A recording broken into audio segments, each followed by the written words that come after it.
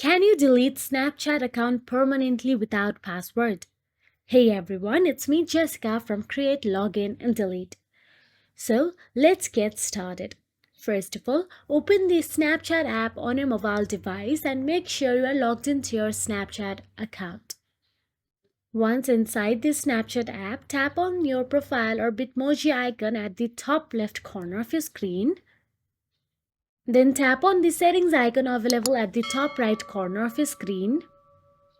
Now scroll down unless you see delete account option available there and simply tap on it. Now once inside the delete account, first of all, you will have to enter your email address or phone number or username. So here I am filling out the email address of my Snapchat account, then tap on the next option available here. Once you tap on the next, you will be asked for your Snapchat password. You can simply tap on the forgot password option available there to skip the password section. Once you tap on the forgot password, a verification code will be sent to your email address accessed with it.